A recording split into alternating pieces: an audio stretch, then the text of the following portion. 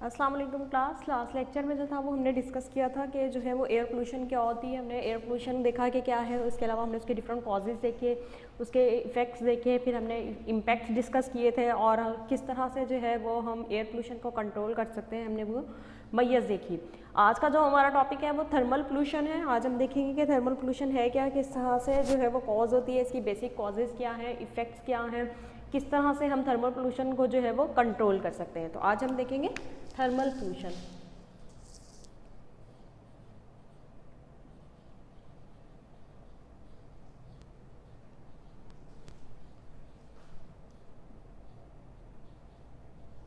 ठीक है, thermal pollution जैसे कि वर्ड है थर्मल, थर्मल मीन्स होता है हीट। हीट का मतलब, हीट को हम किससे रिलेट कर सकते हैं, टेम्परेचर से। ठीक है, अगर हम कहते हैं कि वाटर का जो टेम्परेचर है वो इंक्रीज़ हो रहा है, लेक्स हैं या फिर जितने भी रिवर्स हैं, स्ट्रीम्स हैं हमारे इर्द, अगर उनका जो है वो temperature with the passage of time या हम कहते हैं कि मुख्तलिफ डिस्चार्ज की वजह से इंक्रीज़ हो रहा है, तो वो हम क्या कहलाता है, थर्मल पोल्यूशन कहलाता है। Thermal pollution is the harmful increase in water temperature in streams, rivers, lakes और कोस्टल ओशन वाटर।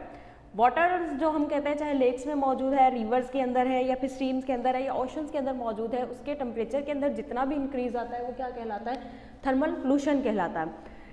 अब क्या है, थर्मल पोल्यूशन की वजह से क्या होता है कि जब भी हम कहते हैं कि किसी भी चीज़ का टेम्परेचर चेंज होगा या हम कहते हैं कि जो डिज़ायर्ड कंडीशंस हैं, जिन कंडीशंस के ऊपर हम किसी चीज़ को मेंटेन रखते हैं, अगर उसके अंदर चेंजेस आएगी तो ऑब्वियसली वो क्या करेगी, वाटर की अगर हम बात करें तो वो वाटर की क्वालिटी को जो है वो इफेक्ट करेगी। अगर वाटर, इसी तरह ये होता है कि अगर वाटर का टेम्परेचर जो है वो इंक्रीज़ होता है, जिसको हम थर्मल पोल्यूशन कहते हैं, तो उससे क्या होता है कि जो वाटर की ओरिजिनल क्वालिटी है, जो वाटर का ओरिजिनल एक इफेक्ट है, ये कंपोजिशन है, वो उसको इफेक्ट करता है। अब क्या है कि जैसे जैसे हम कहते हैं कि मुख्तलिफ एक्टिविटीज़ होती हैं, उसकी वजह से जो है वो टेम्परेचर इंक्रीज़ हो रहा है। अब टेम्परेचर के अंदर अगर 1 और 2 डिग्री सेल्सियस का भी चेंज आता है तो उसकी वजह से क्या है कि वो बहुत ज़्यादा इफेक्ट कॉज करता है। इफेक्ट किसके ऊपर हो सकता है कि जो मुख्तलिफ हमारी लिविंग ऑर्गेनिजम्स हैं, एक्वाटिक ऑर्गेनिजम्स हैं जो कि पानी के अंदर रहते हैं, जैसे कि डिफरेंट फिशेज़ की स्पीशीज़ हैं, शेल फिशेज़ हैं, या फिर जो डिफरेंट प्लांट्स हैं जो वाटर के अंदर रहते हैं, सर्वाइव करते हैं। अगर वाटर का टेम्परेचर इफेक्ट होगा, वाटर का टेम्परेचर इंक्रीज़ होगा या फिर डिक्रीज़ होगा, तो जो लिविंग ऑर्गेनिज्म जो एक स्पेसिफिक कंडीशंस के ऊपर सर्वाइव कर सकते हैं, वो कंडीशंस चेंज होंगी तो अल्टीमेटली किस चीज़ पे इफेक्ट होगा, उन सारे ऑर्गेनिजम्स पे, चाहे वो प्लांट्स हैं, चाहे वो कोई फिश की है, चाहे कोई भी एक्वाटिक एनिमल्स हैं जो कि वाटर के अंदर रहते हैं, उन सबको जो है वो इफेक्ट करता है और उनके ऊपर जो है वो मुख्तलिफ अनडिज़ायरेबल इन्फ्लुएंस जो है वो उनको करता है। इसके अलावा अगर मैं मज़ीद बताऊं कि हम क्या कह सकते हैं कि थर्मल पोल्यूशन किस वजह से है, अब क्या है, मुख्तलिफ इंडस्ट्रीज़ जो है वो रन कर रही हैं। जब डिफरेंट इंडस्ट्रीज़ रन करती हैं तो उनके अंदर बहुत सारे डिफरेंट प्रोडक्ट्स बन रहे होते हैं। अब डिफरेंट प्रोडक्ट्स बनते हैं तो बहुत सारे ऐसे प्रोडक्ट्स होते हैं जो कि क्या हैं, जिनको कूल करना पड़ता है। ठीक है, उनको कूल करने के लिए वो क्या करते हैं, वाटर को कोई भी नज़दीक उनके जो स्ट्रीम्स हैं, लेक्स हैं, वहाँ से वो वाटर को यूज़ करते हैं अपनी जो भी उनकी प्रोडक्ट बनी है उसको जो है कूल डाउन करने के लिए। उसके बाद उस गर्म पानी को वो क्या करते हैं, वापस से डिस्चार्ज कर देते हैं रिवर्स के अंदर, लेक्स के अंदर, या जो भी इनके नियर बाई वाटर बॉडीज होती है। अब वो जब गर्म पानी डिस्चार्ज होकर उस लेक्स के अंदर या उनके अंदर वाटर के अंदर, रिवर्स के अंदर जब जाके शामिल होता है, तो वो क्या करता है, उस वाटर की जो वाटर का जो टेम्परेचर है, मेंटेन जो टेम्परेचर उसका नॉर्मल टेम्परेचर है जो, उसको वो इफेक्ट करता है। Power plants heat water to convert it into steam. इसी तरह से जो हमारे पावर प्लांट्स हैं जहाँ पे ये भी बिजली बनती है, वहाँ पे वो क्या करते हैं, वाटर को यूज़ करते हैं और उस वाटर से जो है वो बॉयल करेंगे, बॉयल करके उसको स्टीम में कन्वर्ट करते हैं। उस स्टीम से वो क्या करते हैं, टर्बाइंस जो है वो रन करते हैं। अब जो स्टीम के अंदर वाटर कन्वर्ट हुआ हुआ है तो उसको क्या करना है, उन्होंने वापस से कंडेंस फॉर्म के अंदर लेके आना है। ठीक है, कंडेंस स्टीम मतलब क्या होता है कि हम कहते हैं कि किसी लिक्विड का गैस में कन्वर्ट हो गया तो वो हमारे पास क्या बन गई है, स्ट्रीम बन गई है। ठीक है, और ये बेसिकली किसके जरिए करते हैं कि वो टेम्परेचर प्रोवाइड करते हैं, वाटर को हीटअप करते हैं और वो गैस में कन्वर्ट हो जाता है। अब जब वो गैस में कन्वर्ट हुआ हुआ है तो उन्होंने उसको क्या करना है, वापस किस में लेके आना है, लिक्विड फॉर्म में लेके आना है। तो उसके लिए वो क्या यूज़ करते हैं, वाटर यूज़ करेंगे फॉर कूलिंग के लिए। ठीक है, वाटर वो यूज़ करते हैं कि जो गैस है उसको वापस लिक्विड फॉर्म में लेके आने के लिए, तो उसके लिए गैस को क्या करते हैं, वो वाटर यूज़, ठंडा पानी यूज़ करते हैं, जिससे क्या होता है कि जो वाटर के ड्रॉपलेट्स, जो वाटर जो है लिक्विड जो है वो गैस की फॉर्म में हुआ है, वो वापस से कंडेंस हो सके, गैशियस फॉर्म से वापस लिक्विड फॉर्म में आ जाए, उसको हम कंडेंसेशन कहते हैं। तो गैशियस फॉर्म को वापस लिक्विड फॉर्म में लाने के लिए वो क्या करता है, ठंडा पानी लेक से या उससे जो है वो यूज़ करते हैं। अब जब वो ठंडा पानी यूज़ करेंगे, गैशियस फॉर्म से वापस लिक्विड फॉर्म में आएगा जाएगा, कंडेंसेशन होगी, और एज अ रिजल्ट क्या होगा कि जो कंडेंसेशन का प्रोसेस हो रहा होगा तो जितनी भी गर्म हीट है वो कहाँ पे आज शामिल होती जाएगी, इस वाटर के अंदर। ये वाटर जो है वो हीटअप होता जाएगा, इस गैस को सारे के सारे को उन्होंने कंडेंसेशन करने के लिए इस्तेमाल कर लिया। फिर जो गर्म पानी आता है उसको क्या करते हैं, हॉट वाटर को, जहाँ पे जिन वाटर बॉडीज से उनको उसको रिमूव करके वाटर को जो है वो अपनी गैस को जो है वो कंडेंसेशन करने के लिए उन्होंने इस्तेमाल किया। उसके बाद क्या करते हैं, जब वो पानी गर्म हो गया उसने गैस को जो है कंडेंस करवा दिया, वापस से उसको क्या करते हैं वाटर बॉडीज़ के अंदर इंट्रोड्यूस करवा देते हैं, जिससे क्या होता है कि जो भी हमारी वाटर बॉडीज़ हैं उनका टेम्परेचर जो है वो 15 डिग्री सेल्सियस तक या इससे भी ज़्यादा तक जो है वो this heated water which is at least 15 degree Celsius higher than the normal is later discharged back into the water body। अब ये जो पानी उन्होंने गैस की कंडेंसेशन के लिए इस्तेमाल किया जिसका टेम्परेचर 15 डिग्री सेल्सियस या इससे भी ज़्यादा हो सकता है, उसको वो क्या करते हैं वाटर बॉडीज़ के अंदर डिस्चार्ज कर देते हैं। जैसे वो वाटर बॉडीज़ के अंदर जाएगा तो वाटर बॉडीज़ जो भी हैं उनका टेम्परेचर इंक्रीज़ होगा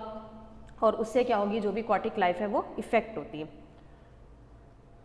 नेक्स्ट हम देखेंगे कि मेजर सोर्सेज कौन कौन से हैं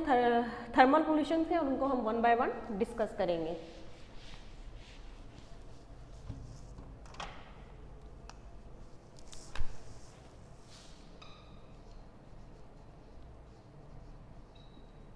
सोर्सेज या फिर जिनको हम कॉजेज भी कह सकते हैं, मेन वजूहात कौन सी हैं, ठीक है, जिसके अंदर फर्स्ट वन जो है वो है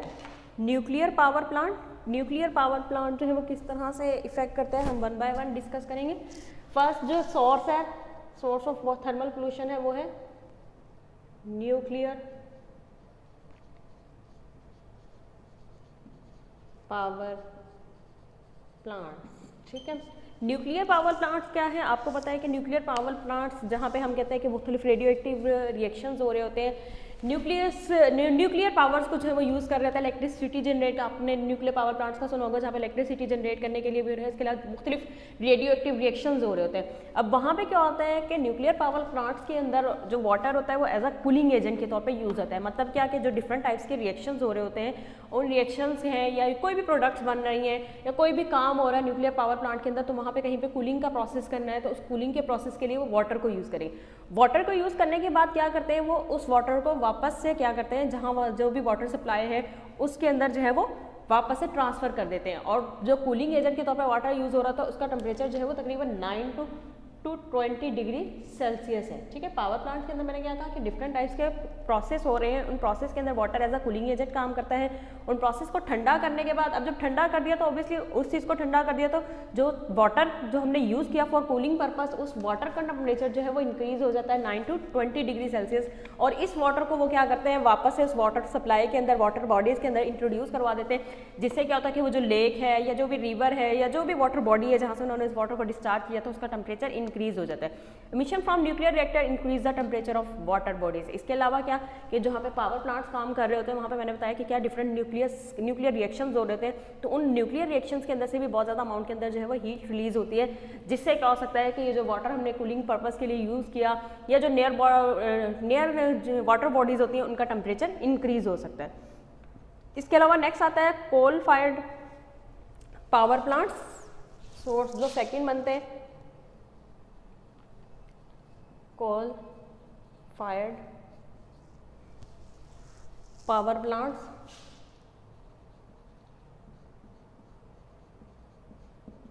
ठीक है, कोल फायर्ड पावर प्लांट्स, आपको पता है कि कोल को हम किसके पर्पस के लिए यूज़ करते हैं, कोल को हम फ्यूल बनाने के लिए जो है वो यूज़ करते हैं। एज अ फ्यूल हमारे पास जो है वो कोल को यूटिलाइज किया जाता है। अब क्या होता है कि कोल को बनाने के लिए जो है वो प्रॉपर एक फायर यूज़ की जाती है, जिससे क्या कहते हैं कि वुड को जो है वो कोयल की फॉर्म में कन्वर्ट किया जाता है। उसके बाद हम क्या करते हैं कि जो भी प्रोसेस जहाँ पे भी हो रहा होता है अगर उसको कूल डाउन करना है तो उसके लिए क्या करना पड़ेगा, या तो हम वाटर यूज़ करेंगे, और वाटर हम कहाँ से यूज़ करते हैं, जो भी नियर बाय लेक्स होती हैं या रिवर्स हैं वहाँ से वाटर को यूटिलाइज करेंगे, और जो भी कंडेंसर्स वगैरह जहाँ पे हमने कहा कि पूरा प्रोसेस होता है उनके कंडेंसर्स को कूल डाउन करने के लिए हम उस वाटर को यूज़ करते हैं। जब उस वाटर को यूज़ करने के बाद क्या करते हैं, हम जो डिस्चार्ज करते हैं वाटर को, जो हीटेड इफ्लुएंट्स होते हैं वाटर बॉडीज़ के अंदर जब वो जाते हैं तो वो क्या करते हैं, वाटर के अंदर जो ऑक्सीजन मौजूद होती है, डिजॉल्व्ड ऑक्सीजन उसे कहते हैं, जो वाटर के अंदर मौजूद होती है, उसको क्या करते हैं, उसकी अमाउंट को डिक्रीज करते हैं, क्योंकि हम कहते हैं जैसा टेम्परेचर, अब आप कोई भी चीज़ है वो नॉर्मल टेम्परेचर पे काम कर रही है, अगर वो टेम्परेचर वेरिएट करेगा तो ऑब्वियसली वो जो चीज़ें उसके अंदर मौजूद हैं उनको कहीं ना कहीं इफेक्ट करता है। अगर मैं सिंपलेस्ट एग्जांपल दूं कि हमने कहा कि एक आइस है, आइस क्यूब अगर हम कहते हैं कि ठंडे वाटर के अंदर ही हमने फ्रीजर के अंदर रखा हुआ था, उसके ऊपर इफेक्ट कुछ और होगा, लेकिन अगर आप उसको बाहर निकाल के रूम टेम्परेचर पे भी रख देते हैं तो उससे क्या होता है कि जो आइस होता है उसका स्ट्रक्चर डिस्ट्रॉय होना शुरू हो जाता है, जो उसकी प्रॉपर शेप होती है। तो इसी तरह से क्या होता है कि जब कोल पावर प्लांट्स हैं जहाँ से हम कह रहे हैं कि वुड को जो है कोल के अंदर कन्वर्ट कर रहे होते हैं, तो वहाँ पे भी क्या होता है, जो हीटेड इफ्लुएंट्स होते हैं जब वाटर के अंदर शामिल होते हैं तो वो वाटर की जो स्टैटिक क्वालिटी है, जो वाटर का कंपोजिशन है, या जो वाटर के अंदर कंपोनेंट्स न्यूट्रिएंट्स मौजूद है उनको अफेक्ट करते हैं। जब वाटर के अंदर जो मौजूद ऑक्सीजन है या फिर न्यूट्रिएंट्स की जो अमाउंट है वो इफेक्ट होगी, तो हम कह सकते हैं कि जो उसके अंदर जितने भी मैरीन एनिमल्स मौजूद हैं, मैरीन ऑर्गेनिजम्स मौजूद हैं, वो सारे के सारे इफेक्ट होते हैं। उसके बाद जो नेक्स्ट आता है वो आता है industrial effluents.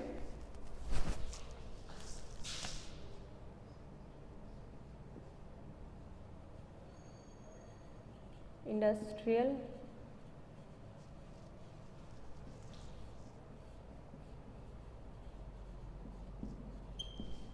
Effluents, industrial effluents क्या होते हैं, आपको पता है कि डिफरेंट इंडस्ट्रीज रन कर रही हैं। अब जो डिफरेंट इंडस्ट्रीज रन कर रही हैं तो क्या होते हैं, डिफरेंट टाइप्स के प्रोडक्ट्स बनते हैं। डिफरेंट टाइप्स के प्रोडक्ट्स बनने के बाद क्या होता है कि हम कहते हैं कि बहुत सारे प्रोडक्ट्स ऐसे होते हैं, लाइक अगर मैं कहीं पे बताऊं कि कहीं पे आयरन से रिलेटेड कोई भी प्रोडक्ट बन रही है, लोहे की कोई प्रोडक्ट बन रही है, तो जब वो बनती है तो वो गर्म होती है, उसको कूल डाउन करना है, या कोई और भी ऐसा प्रोसेस हो रहा है जहाँ पे हम कहते हैं कि प्रोडक्ट हीटअप होती है, तो हमें उसको कूल डाउन करने के लिए हमें जो है वो वाटर यूज़ करना पड़ता है। या हम ये कह सकते हैं कि कोई भी प्रोडक्ट बन रही है, एज अ रिजल्ट उसके जो है वो वेस्ट प्रोडक्ट्स जो जनरेट होते हैं, जिनको हम इंडस्ट्रियल वेस्ट कहेंगे या फिर इंडस्ट्रियल एफ्लुएंट्स कहेंगे, वो जनरेट हो सकते हैं, जिनका क्या हो सकता है कि टेम्परेचर, क्योंकि बहुत सारे रिएक्शंस ऐसे होते हैं जो हायर टेम्परेचर पे हो रहे होते हैं, या बहुत सारे प्रोडक्ट्स ऐसे होते हैं जो हायर टेम्परेचर पे बन रहे होते हैं, तो जो उनके साथ वेस्ट जनरेट होता है जिसका टेम्परेचर हम क्या कह सकते हैं कि ज़्यादा हो सकता है, 6 to 9 डिग्री सेल्सियस हो सकता है, तो जब वो वाटर बॉडीज़ के अंदर जाएगा तो वो उन वाटर बॉडीज़ के टेम्परेचर को भी इफेक्ट करता है। Discharge water from steam electric power industry using turbo generator will have a high temperature ranging from 6 to 9 degrees Celsius than the receiving water in modern station producing 100 megawatts. Nearly 1 million gallon are discharged in an hour with increase in temperature of the cooling water passing by 8 to 10 degree Celsius. Modern station जो power station है उसके अंदर कहता है कि अगर 100 megawatt की electricity generate की जा रही है तो उसके लिए 1 मिलियन गैलन वाटर जो है वो ऑलमोस्ट यूज़ होता है, जिसको क्या करते हैं, यूज़ करने के बाद हायर टेम्परेचर पे 8 to 10 डिग्री सेल्सियस के तक के टेम्परेचर पे जो है वो वाटर की बॉडीज़ के अंदर इंट्रोड्यूस कर देते हैं, जिससे उनका टेम्परेचर जो है वो इंक्रीज़ होता है। वो थर्मल पोल्यूशन बेसिकली है क्या कि वाटर के टेम्परेचर का इंक्रीज़ हो जाना, तो वो वाटर के टेम्परेचर को जो है वो इंक्रीज़ करता है। इसके अलावा नेक्स्ट आता है वो है डोमेस्टिक सीवेज। डोमेस्टिक सीवेज आपको पता है कि जो हमारा डोमेस्टिक लेवल पे सीवेज होता है वो भी थर्मल पोल्यूशन का बायस बनता है। डोमेस्टिक सीवेज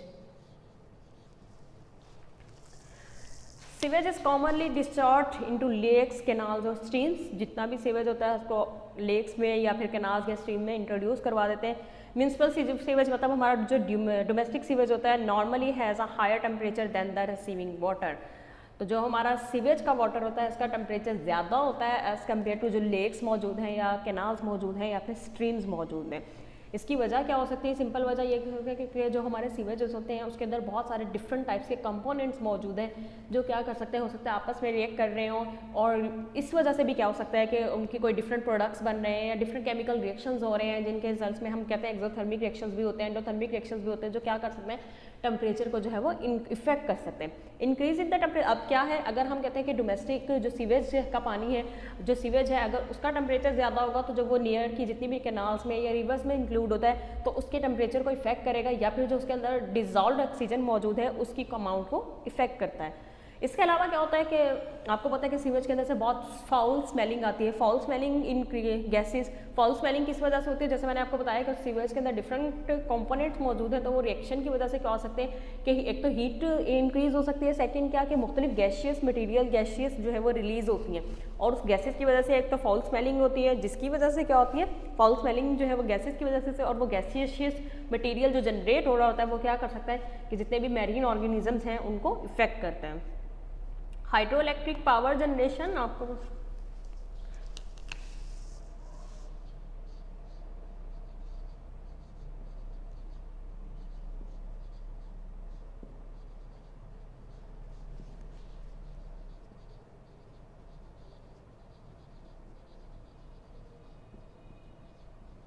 ठीक है। नेक्स्ट हमारे पास क्या है, hydro electric power generation. Hydro electric power generation में क्या है, मतलब वाटर को यूज़ करते हुए क्या करना, इलेक्ट्रिसिटी को जनरेट करना, हाइड्रो इलेक्ट्रिक पावर जनरेशन कहलाता है। Generation of hydro electric power sometime result in negative thermal loading in water system, create less heat on water sources less than nuclear power plant. Power plant के, nuclear power plant के compare में कम temperature जो है वो increase करती है, लेकिन hydro power plants की वजह से भी जो है वो वाटर का टेम्परेचर इंक्रीज़ होता है। मतलब क्या है, इलेक्ट्रिसिटी को जो है वो यूज़ कर रहे हैं, वाटर को से जो है वो इलेक्ट्रिसिटी को प्रोड्यूस करने के लिए। एज अ रिजल्ट क्या है कि अगर वाटर का टेम्परेचर इंक्रीज़ होता है और उसको वाटर को वापस लेक्स के अंदर या स्ट्रीम्स के अंदर इंट्रोड्यूस करवाते हैं, तो उससे क्या हो सकता है, थर्मल पोल्यूशन कॉज होती है। इसके अलावा नेक्स्ट आता है थर्मल शॉक्स। एक और जो नेक्स्ट वजह बनती है वो है थर्मल शॉक्स।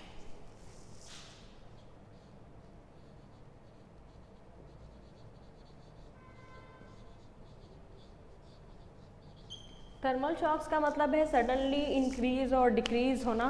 वाटर के टेम्परेचर के अंदर। अब हम कहते हैं कि पावर प्लांट्स अगर कहीं पे काम कर रहे हैं तो उनको अगर एकदम से बंद कर दिया गया है फॉर रिपेयरिंग पर्पज़ या किसी और पर्पज़ के लिए, तो उसकी वजह से क्या हो सकता है, या फिर हम कहते हैं कि उसके अंदर जो वाटर स्टोर किया हुआ है वो सारा का सारा एकदम से जो हाई टेम्परेचर पे हो सकता है उसको रिलीज़ कर दिया गया है फॉर रिपेयरिंग पर्पज़। तो उसकी वजह से क्या हो सकता है कि जितने भी जो डिफरेंट ऑर्गेनिजम्स हैं वाटर बॉडीज़ के अंदर मौजूद हैं उनको वो इफेक्ट कर सकता है। उसकी वजह से क्या है, वाटर का टेम्परेचर इंक्रीज़ होगा क्योंकि सडनली जो है वो इंट्रोड्यूस करवाया गया, और उससे क्या हो सकती है कि जो डिफरेंट फिशेज हैं या जितने भी लिविंग ऑर्गेनिजम्स हैं उनको इफेक्ट हो सकता है। When a power plant first open or shut down for repair or other causes, fish and other organisms adapted to particular temperature range can be killed by the abrupt changes in water temperature known as thermal shock। Thermal shock आपको clear हो गया होगा क्या, कि अगर हम कहते हैं कि आपको पता है कि एक स्पेसिफिक टेम्परेचर होता है जिसपे हम कहते हैं, एक स्पेसिफिक इन्वायरमेंट होता है जिसके अंदर कोई भी लिविंग ऑर्गेनिज्म जो है वो सर्वाइव करता है। अगर उसके उस नॉर्मल लिविंग जो सिस्टम है उसके अंदर इफेक्ट होगा, उसके इन्वायरमेंट के अंदर इफेक्ट होगा, तो जो उसकी लाइफ है वो उसको इफेक्ट करता है। अब थर्मल शॉक क्या होता है कि जैसे मैंने आपको पहले ही बता दिया कि क्या कि अगर हम कहते हैं कि कोई भी पावर प्लांट को एकदम से ओपन किया गया है, एकदम से बंद किया गया है, तो उसकी वजह से अगर कोई वाटर ऐसा डिस्चार्ज हो रहा है वाटर बॉडीज़ के अंदर जिससे उस वाटर बॉडी का टेम्परेचर चेंज हो जाता है, तो एकदम से जो सडन चेंज आता है वाटर के टेम्परेचर के अंदर, तो वो क्या करता है कि थर्मल पोल्यूशन कॉज करेगा। और थर्मल पोल्यूशन की वजह से क्या होगा कि जो भी उसके अंदर लिविंग ऑर्गेनिजम्स हैं सर्वाइव कर रहे हैं वो उनको इफेक्ट करते हैं। इसके अलावा जो नेक्स्ट आता है वो है डिफॉरेस्टेशन। डिफॉरेस्टेशन भी जो है वो थर्मल पोल्यूशन का एक बाइस बनता है। डिफॉरेस्टेशन का मतलब क्या होता है, दरख्तों का जो है वो कट डाउन, ट्रीज़ का जो हम कट डाउन कर रहे हैं वो भी एक बड़ी वजह है थर्मल पोल्यूशन, डिफॉरेस्टेशन। ठीक है, अब डिफॉरेस्टेशन किस तरह से, आपको पता है कि हम कहते हैं कि जितने भी जो प्लांट्स हैं, ट्रीज़ वगैरह हैं, जो भी स्ट्रीम्स या लेक्स के नज़दीक होते हैं तो हम उनको कवर करके रखते हैं, तो उससे क्या होता है कि हमारा जो टेम्परेचर है लेक्स का या फिर रिवर्स का वो कम रहता है। ठीक है, लेकिन अगर हम क्या करेंगे, हम सारे के सारे ट्रीज़ को कट कर देते हैं तो उससे क्या होता है कि सनलाइट डायरेक्टली जब वाटर स्ट्रीम के ऊपर आती है, वाटर स्ट्रीम्स के साथ इंटरेक्ट करती है, तो उससे क्या होता है उस वाटर का टेम्परेचर इंक्रीज़ होता है। अब जब वाटर का टेम्परेचर इंक्रीज़ होगा तो वो थर्मल पोल्यूशन कहलाएगा। Streams and small lakes are naturally kept cool by trees and other tall plants that block sunlight. People often remove this shading vegetation in order to harvest the wood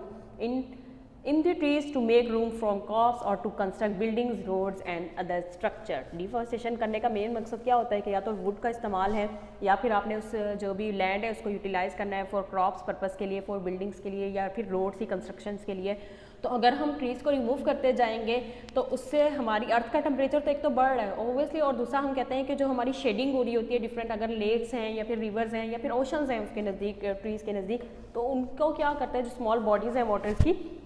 उनके ऊपर से अगर shading remove हो जाती है तो उससे क्या होता है वो कि सनलाइट डायरेक्टली इंटरेक्ट करती है और वो वाटर का टेम्परेचर जो है वो इंक्रीज़ कर सकती है जो स्मॉल बॉडीज़ होती हैं, और उससे जो है वो थर्मल पोल्यूशन कॉज होती है। नेक्स्ट आता है सॉइल इरोजन। सॉइल इरोजन भी जो है वो क्या है, एक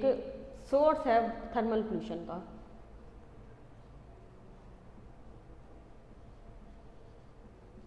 सॉइल इरोजन का मतलब क्या है कि जो स्ट्रीम्स और लैंड जो होती है उसका फ्लो करके जो है वो वाटर बॉडीज़ के अंदर शामिल हो जाना। अब क्या है कि जब हम कहते हैं कि मुख्तलिफ अगर प्लांट्स वगैरह वहाँ से ख़त्म कर देते हैं, ट्रीज़ वगैरह ख़त्म कर देते हैं, तो ट्रीज़ की एक अंदर ये कैपेसिटी होती है कि उनकी जो रूट्स होते हैं वो मट्टी को या जो भी सॉइल है उसको अपनी स्पेस पे, अपनी प्लेस पे जो है वो होल्ड करके रखते हैं। लेकिन क्योंकि डिफॉरेस्टेशन होती है, तो डिफॉरेस्टेशन की वजह से क्या होता है कि जब भी बारिश वगैरह आती है तो क्या होता है, उसकी वजह से क्या होता है कि जितना भी जो सॉइल है वो क्या करती है, फ्लो करके अगर नज़दीक का, अगर नियर का कोई भी स्ट्रीम है या कोई भी लेक्स हैं, उनके अंदर जाके वो शामिल हो जाती है। अब जब वो शामिल होगी तो ऑब्वियसली वो जो स्ट्रीम्स या लेक्स जो छोटे पैमाने पे होती हैं उनके अंदर क्या हो जाता है, मडी बन जाते हैं, मतलब मड मेकिंग इट मडी, कि कीचड़ टाइप कुछ बन जाता है। और उससे क्या होता है कि वो लाइट, जो सनलाइट होती है उसको वो कीचड़ जो है वो बहुत ज़्यादा एब्जॉर्ब करता है, जिससे उस वाटर का टेम्परेचर जो है वो एक नॉर्मल आम जो वाटर बॉडीज़ होती हैं उनके कंपेयर में उसका टेम्परेचर ज़्यादा हो जाता है। जब ज़्यादा होगा तो हम उसको क्या कहेंगे, थर्मल पोल्यूशन कहेंगे। सॉइल इरोजन किस तरह से, सॉइल इरोजन मीन्स कि जो बारिश आ रही है या कोई भी वाटर जो है वो फ्लो कर रहा है उसके ऊपर से, तो उसकी वजह से जो मिट्टी होती है वो फ्लो करती है। आपने देखा होगा कि अक्सर जगह पे जो है वो गड्ढे बने हुए होते हैं, या कहीं पे बारिश होती है तो वो जो ज़मीन होती है उसके अंदर छोटी छोटी जो है वो कटाव पैदा हो जाता है, तो उसको हम सॉइल इरोजन कहते हैं। तो जब बारिश आती है बहुत ज़्यादा अमाउंट के अंदर, या फिर हम ये कहते हैं कि कोई वाटर जो है वो फ्लोट कर रहा है उस स्पेस के ऊपर, उस लैंड के ऊपर, तो वो मिट्टी को जो है वो फ्लो करके अपने साथ ले जाता है, जिससे क्या होता है कि जितनी भी हमारी जो वाटर बॉडीज़ हैं वो मडी हो जाती है। मडी होंगी तो वो ज़्यादा लाइट एब्जॉर्ब करेंगी, ज़्यादा लाइट एब्जॉर्ब करेंगी तो उसका टेम्परेचर जो है वो इंक्रीज़ होगा, जिससे हम कह सकते हैं कि थर्मल पोल्यूशन होगी। नेक्स्ट हम देखेंगे कि इफ़ेक्ट्स क्या क्या हैं थर्मल पोल्यूशन के।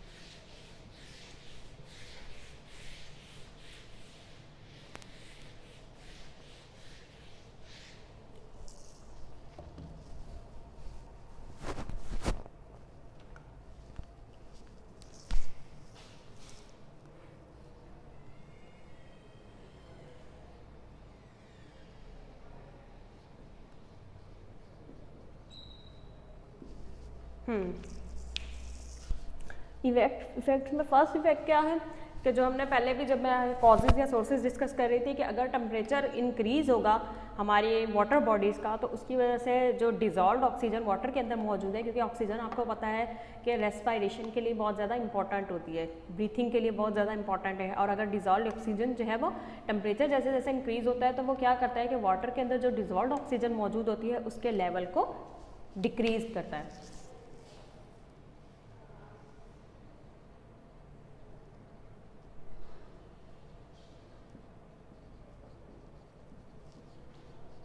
लेवल ऑफ डिसॉल्व्ड ऑक्सीजन, ठीक है, अक्सर हम DO से जिसको रिप्रेजेंट कर देंगे।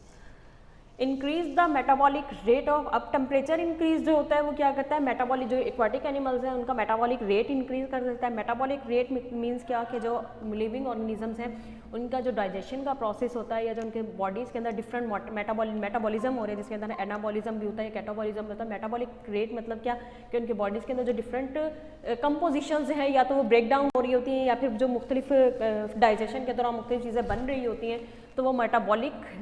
प्रोसेस कहलाता है। अब क्या होगा, अगर टेम्परेचर इंक्रीज होता है तो बहुत सारे जो रिएक्शंस हम कहते हैं कि लिविंग ऑर्गेनिजम्स के अंदर हो रहे हैं, चाहे वो डाइजेशन से रिलेटेड है, चाहे वो जो भी बॉडी के पार्ट्स की डेवलपमेंट से रिलेटेड है, हम कहते हैं कि मुख्तलिफ मेटाबॉलिक रिएक्शंस हो रहे होते हैं, तो उसका क्या होता है कि मेटाबॉलिक रेट जो है वो टेम्परेचर इंक्रीज होने की वजह से इंक्रीज हो जाता है। मुख्तलिफ इंजाइमेटिक एक्टिविटीज़ जो है वो उनका रेट इंक्रीज हो जाता है, जिसकी वजह से क्या होता है कि ऑर्गेनिज्म ज़्यादा फूड कंज्यूम करते हैं, और फूड ज़्यादा कंज्यूम करेंगे कम टाइम के अंदर, तो उससे क्या होगा कि अब जब उन्होंने जितनी ज़्यादा फूड कम कंज्यूम करेंगे उतनी ज़्यादा उनको ऑक्सीजन रिक्वायर्ड होगी। अब जितनी ज़्यादा ऑक्सीजन रिक्वायर्ड होगी, क्योंकि हम कह रहे हैं कि ज़्यादा टेम्परेचर होने की वजह से ऑक्सीजन की तो वैसे ही अमाउंट कम हो गई है, तो उससे क्या होगा कि वो जो लिविंग ऑर्गेनिजम्स हैं जिनका मेटाबॉलिक रेट इंक्रीज हो गया है due to the increase in temperature, वो सारे के सारे इफेक्ट होते हैं। मेटाबॉलिक रेट मीन्स के क्या, कि जो उनके अंदर डिफरेंट, उनके बॉडी के अंदर जो डिफरेंट प्रोसेस हो रही है, ठीक है, चाहे कैटाबॉलिज्म हो रहा है चाहे एनाबॉलिज्म हो रहा है। अगर मैं सिंपलेस्ट एग्जांपल दूं तो डाइजेशन से रिलेटेड को हम क्या कह सकते हैं, मेटाबॉलिक रेट कह सकते हैं, मेटाबॉलिज्म का प्रोसेस कह सकते हैं। अब अगर उनका डाइजेशन प्रोसेस ज़्यादा होगा, किस वजह से ज़्यादा हो सकता है, उनकी एंजाइमेटिक एक्टिविटी ज़्यादा हो गई है, जिससे वो क्या करेंगे, अब जब एंजाइमेटिक एक्टिविटी ज़्यादा हो गई है, डाइजेशन रेट ज़्यादा हो गया, तो वो ज़्यादा फूड कंज्यूम करेंगे, और जितनी ज़्यादा फूड वो कंज्यूम करेंगे उतनी ही फूड को वो उनको डाइजेस्ट करने के लिए ऑक्सीजन, क्योंकि हमें पता होता है कि जो भी हमारा डाइजेशन का प्रोसेस हो रहा है या हमारे अंदर मुख्तलिफ मेटाबॉलिक एक्टिविटीज़ हो रही है, तो उनके लिए ऑक्सीजन रिक्वायर्ड होती है, तो उतनी ही ज़्यादा जो है वो ऑक्सीजन की नीड जो है वो बढ़ जाती है। Increase the metabolic rate which increase the need for reaction. अगर मैं सिंपल वे में लिखूं, increase the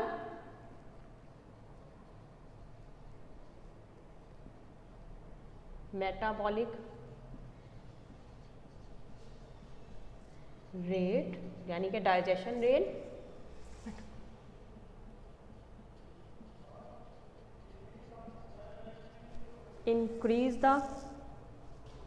increase their needs for oxygen। ठीक है, increase the metabolic rate of aquatic animals, क्योंकि हम कहेंगे एक्वाटिक एनिमल्स की हम बात करें, ऑफ एक्वाटिक एनिमल्स। ठीक है, एक्वाटिक एनिमल्स, तो उनके लिए फिर क्या होती है, ऑक्सीजन की डिमांड बढ़ जाती है। High temperature limits oxygen dispersion into deep water contributing to anaerobic conditions. अब क्या है, जब टेम्परेचर हाई हो जाता है तो उसकी वजह से क्या होती है कि जो हम कहते हैं कि वाटर के अंदर डिजॉल्व ऑक्सीजन की अमाउंट कम होने का वजह ये होती है कि जो ऑक्सीजन है वो वाटर के अंदर प्रॉपर्ली डिस्पर्स नहीं हो पाती। जब वो वाटर के अंदर प्रॉपर्ली डिस्पर्स नहीं हो पाएगी तो वहाँ पे वो एनारोबिक कंडीशंस पैदा कर देती है। एनारोबिक कंडीशंस कैसी, कौन सी कंडीशंस होती है, ऐसी कंडीशंस या ऐसे प्रोसेस जो ऑक्सीजन की एब्सेंस में हो रहे होते हैं उनको हम एनारोबिक प्रोसेस कहते हैं। तो अगर वाटर के अंदर ऑक्सीजन मौजूद ही नहीं होगी या उस लेवल तक ऑक्सीजन जा ही नहीं सकेगी जहाँ पे डिफरेंट एनारोबिक, क्योंकि हमने कहा कि लिविंग ऑर्गेनिजम्स मौजूद है और अगर वो एरोबिक प्रोसेस कर रहे हैं तो वो ऑक्सीजन की मौजूदगी में होता है। तो एनारोबिक मीन्स कि अगर ऑक्सीजन नहीं मौजूद तो जितनी भी इनके प्रोसेसेस होते हैं, जो भी कंडीशंस उनके लिए पैदा होती हैं वो एनारोबिक कंडीशंस होती है, जो कि हम कहते हैं विदाउट ऑक्सीजन की वजह से जो है वो ऑक्सीजन के ना मौजूद होने की वजह से एनारोबिक कंडीशंस जो है वो क्रिएट कर देती हैं। तो हाई टेम्परेचर होगा, ऑक्सीजन की डिस्पर्शन लेस होगी वाटर के अंदर, जिसकी वजह से क्या होंगी, एनारोबिक कंडीशंस जो है वो क्रिएट होगी। High temperature limit oxygen dispersion, high temperature या फिर थर्मल पोल्यूशन हम कह सकते हैं। High temperature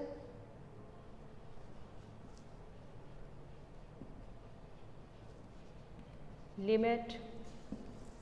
oxygen dispersion in water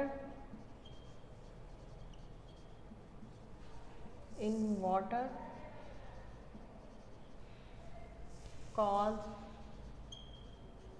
anaerobic conditions। ठीक है, एनारोबिक कंडीशंस वो कंडीशंस जो कि ऑक्सीजन की एब्सेंस की वजह से क्रिएट होते हैं। ऑब्वियसली अगर ऑक्सीजन कम होगी तो उसके लिए हम तो कहते हैं कि जो डिफरेंट प्रोसेस हो रहे हैं वो भी इफेक्ट होते हैं, इसके अलावा जो रेस्पिरेशन का प्रोसेस होता है वो भी इफेक्ट होता है। This leads to increase bacterial level when there is ample food apply, many aquatic species will fail to reproduce at elevated temperature. एक तो ये हो सकता है कि जो बैक्टीरियल लेवल है, अगर टेम्परेचर इंक्रीज हो रहा है तो वो क्या हो सकता है, बहुत सारे बैक्टीरियाज के लिए जो है वो सूटेबल टेम्परेचर हो सकता है। तो बैक्टीरिया की अगर ग्रोथ बहुत ज़्यादा होगी तो उससे क्या हो सकता है कि जो फूड सप्लाई है वो इफेक्ट होगी। इसके अलावा क्या हो सकता है कि बहुत सारी जो एक्वाटिक एनिमल्स हैं वो हाई टेम्परेचर पे जो है वो रिप्रोड्यूस नहीं कर पाती, तो उनकी रिप्रोडक्शन पे इफेक्ट होता है। Many aquatic species will fail to reproduce at elevated temperature। Bacteria की ग्रोथ बढ़ जाती है, growth increase in water bodies,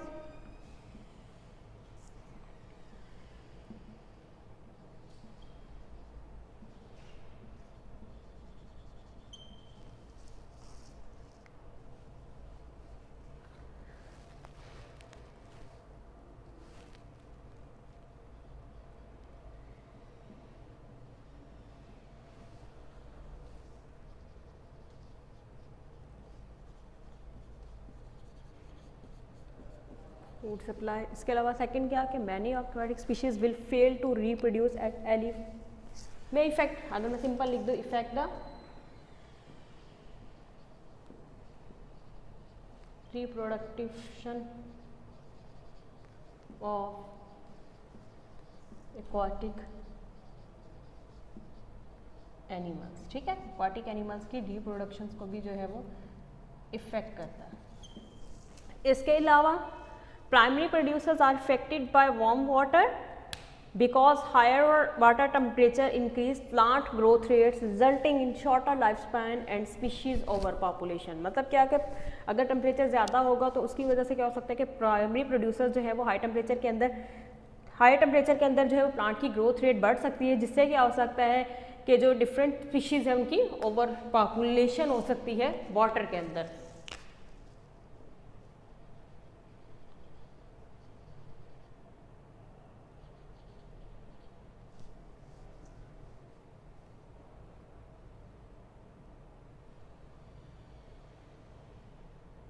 may cause over population of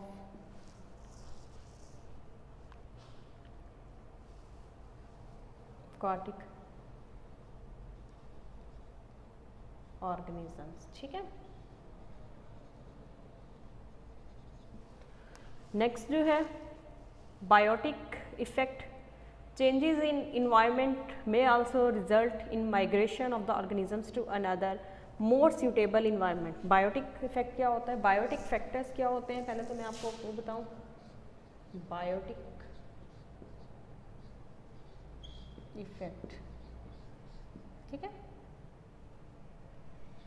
biotic और एबायोटिक हमने जब इन्वायरमेंट का पढ़ा था तो मैंने आपको बायोटिक और एबायोटिक लिविंग ऑर्गेनिजम्स के बारे में बताया था। बायोटिक ऑर्गेनिजम्स कौन से होते हैं, वो ऑर्गेनिजम्स जो कि लिविंग होते हैं। अगर टेम्परेचर इंक्रीज होगा तो उससे क्या हो सकता है कि बहुत सारे ऑर्गेनिज्म जो उस स्पेसिफिक एरिया के अंदर रह रहे हैं, उस एक सिस्टम के अंदर रह रहे हैं, तो वो एक जगह से माइग्रेट करके किसी दूसरे इन्वायरमेंट के अंदर जा सकते हैं जहाँ पे उनको क्या करें कि वो सूटेबल कंडीशंस मिल सके या वो सूटेबल डिजायर्ड टेम्परेचर मिल सके। तो उससे क्या होता है कि जब वो एक जगह से जोड़ के दूसरी जगह पे वाइब्रेट करते हैं तो वहाँ की वजह से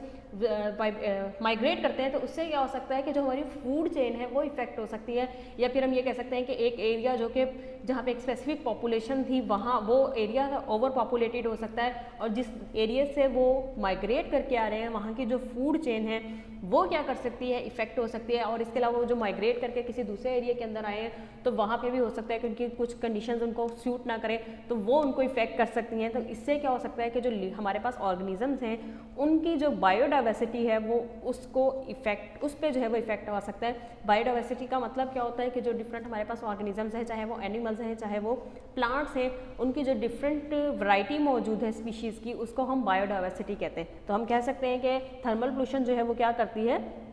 बायोडाइवर्सिटी को भी इफेक्ट करती है।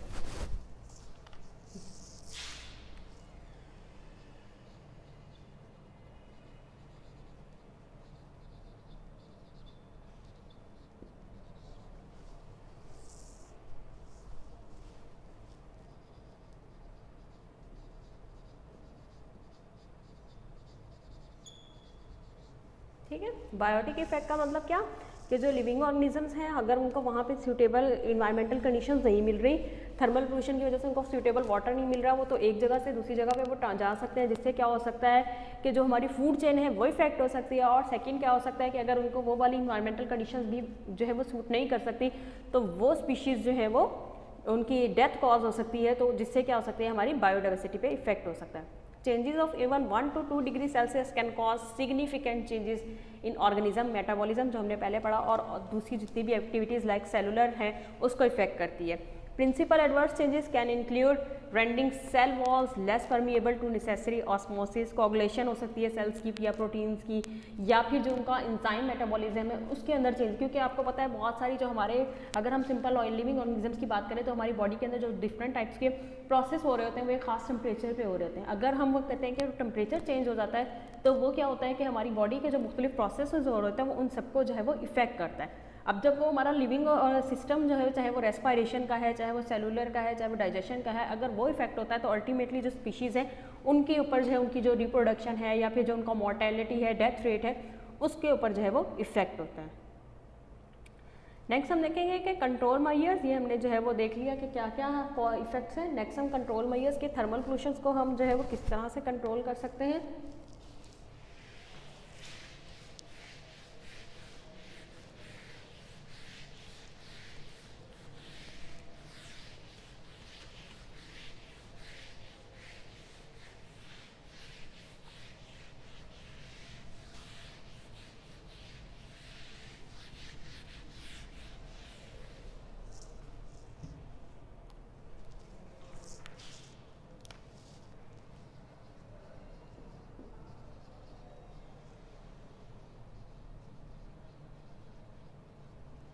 कंट्रोल मेजर्स में फर्स्ट आ जाता है एनर्जी चिप्स, कि हम क्या करें, एनर्जी चिप्स कोई ऐसी यूज़ करें जिससे हम क्या कर सकते हैं कि जो भी एनर्जी रिलीज़ हो रही है या जो भी एनर्जी वाटर के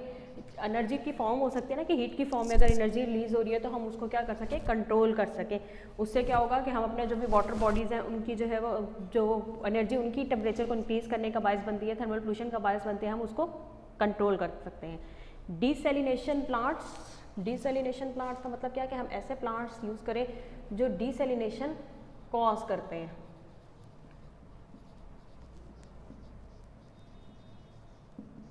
ठीक है, जो डीसैलिनेट कर सकें ताकि हम क्या कर सकें, थर्मल पोल्यूशन को कंट्रोल कर सकें। Less nuclear power, less nuclear power plants use करें, उससे क्या होगा कि जो हम वाटर की यूटिलाइजेशन कर रहे हैं फॉर कूलिंग एजेंट उसको हम कंट्रोल कर सकते हैं। लेस न्यूक्लियर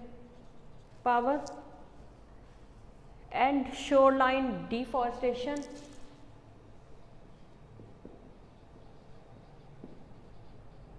शोरलाइन डिफॉरेस्टेशन, अगर हमारी जो शोरलाइंस के ट्रीज़ हैं अगर हम उनकी कटिंग ना करें तो हम क्या कर सकते हैं, कहीं ना कहीं अपनी जो भी थर्मल पोल्यूशन है उसको कंट्रोल कर सकते हैं। मतलब कोस्टल एरियाज़ पे या वाटर बॉडीज़ के इर्द गिर्द जितने भी ट्रीज़ मौजूद हैं उनकी हम डिफॉरेस्टेशन ना करें। प्रिवेंट सॉइल इरोजन, अगर हम सॉइल इरोजन को कंट्रोल करें तो उससे भी हम क्या कर सकते हैं, थर्मल पोल्यूशन को कंट्रोल कर सकते हैं। Prevent soil erosion, soil erosion को हम कैसे प्रिवेंट कर सकते हैं कि हम ट्रीज़ ज़्यादा से ज़्यादा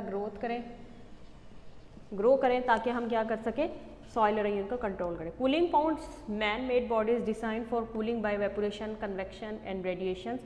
कूलिंग टावर्स यूज़ करें। Cooling Pond's